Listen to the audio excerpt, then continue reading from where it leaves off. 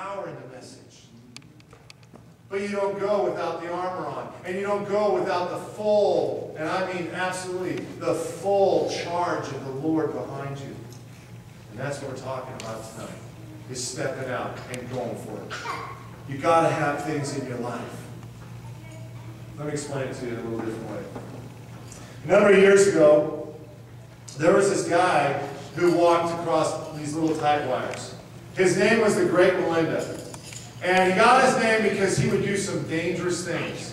He actually ended up dying walking across a tight wire down in Peru somewhere, where he actually fell off of a wire in a wind, and he couldn't grab it. He was old. I mean, he was like in his 70s or 80s, and he missed it. And he tried to grab it, and he missed it because his pole got in the way that he was balanced with, and he fell to his death from one of the highest buildings down in Peru, or wherever he was at. But back a number of years ago, back when the Wide World of Sports, some of you guys that are old might remember this, the Wide World of Sports on ABC was the big deal. You know, the guy coming down the ski ramp, remember, and he falls and all that. Yeah, well, one day, there was this man named the Great Melinda, and what he was going to do was he was going to do something nobody's ever done. He was going to go across Niagara Falls on a tight wire.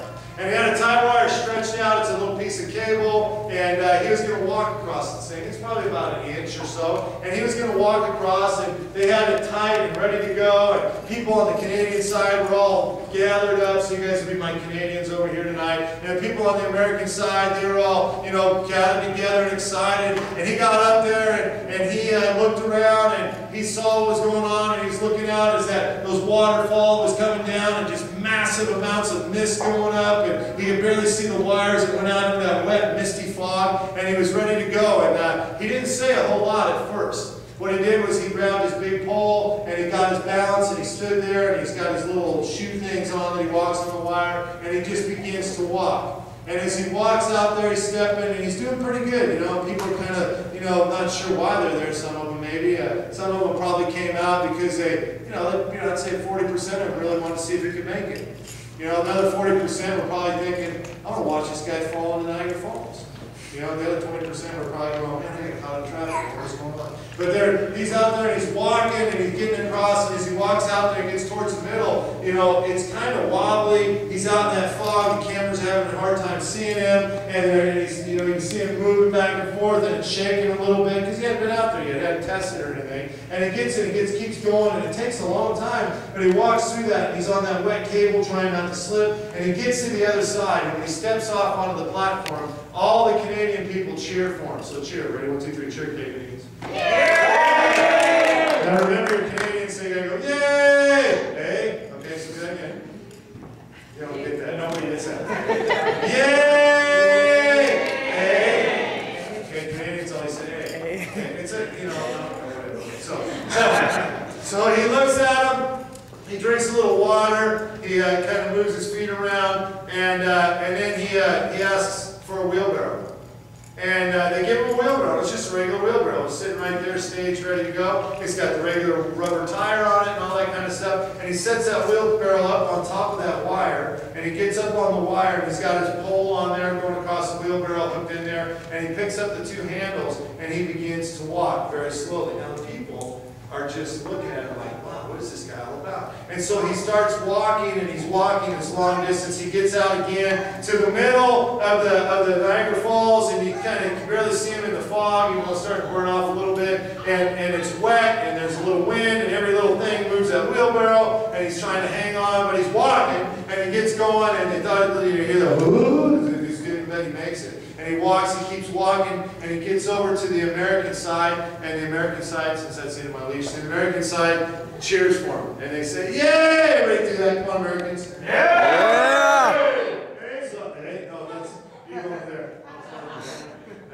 So he cheers, and he takes a drink. They cheer for him. He takes a drink, and he takes this microphone, and there's big speakers and all that. And he talks to him, and he says, my name is the Great Melinda. I am the greatest tightrope rope walker to ever walk ropes ever. He goes, I'm absolutely the best.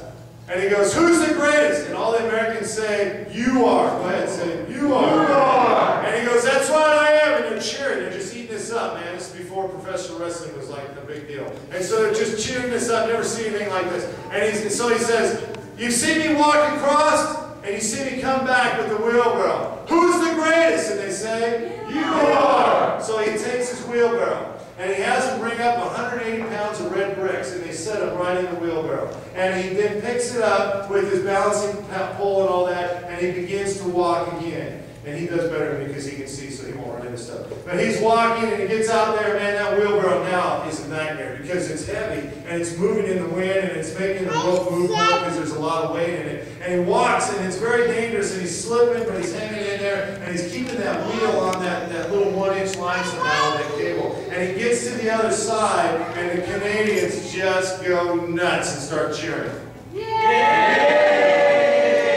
guys need to go with me to a hospital where there's crazy people and see what next is, because that wasn't even close, okay? But they're there, they're going crazy about it, and they're yelling and screaming. And he looks at him and he goes, who's the greatest? And they say, you are. You are. Hey, okay, come on, you guys, get in the act. You got a drama, it's fun, okay? Anyways, so he stands there and he says, you've seen me walk across Niagara Falls on this 1-inch line by myself. You saw me walk back with an empty wheelbarrow. Now you've witnessed me come all the way back. And they're listening on both sides to the system and all that. You watched me come back with 180 pounds in bricks. Come back across. Who is the greatest? And he can hear both sides cheering, going, you are. And they start chanting, the great Melinda, the great Melinda.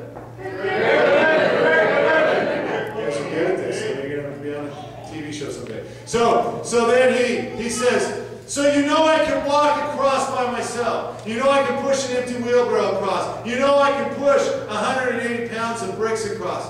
How many of you believe that I can push a live man in this wheelbarrow across Niagara Falls? And they all started cheering. And he said, how many want to see me push a live man in this wheelbarrow across Niagara Falls? And they all started cheering. They were going crazy. Yeah! They're thinking this will be the greatest thing ever, right? And then he silenced the crowd on both sides by saying this, I need a volunteer. Not one person would get in that wheelbarrow. Not one of his assistants, not one of his family members, not one single person would get in that wheelbarrow. Although they said they believed in him and his abilities, and they said, I believe you can do it. I believe that you can walk across there. You have mastered that. You're the master over. I believe that you could push the empty wheelbarrow over. I believe that you could push the 180 pounds. I even believe that you could push a real man over. I believe that. But the problem was when it came down, putting the proof in the pudding or whatever, however they say it, putting the rubber to the road, nobody would step up and do it. You guys, tonight as I stand here, on behalf of God, I'm saying this. Who will go for him? And who will speak the truth? Who is willing to get into that wheelbarrow? Who is willing to say, I am your man, or I am your woman? You can't use the excuse, well, gosh, I'm too young, because we've already dealt with that. You're not too young. You can't say I'm too old, because the only way you're too old and you can't go out and speak the news of Jesus Christ is if you're laying in a coffin, it's all nailed up and you're 6 feet underground, or you're being cremated, or however you want to go. But there's no way you can say you're too old.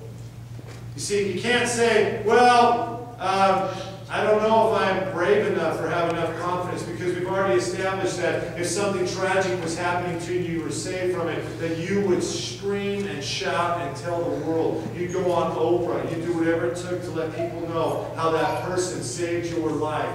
How much more, Jesus says, will you talk for me?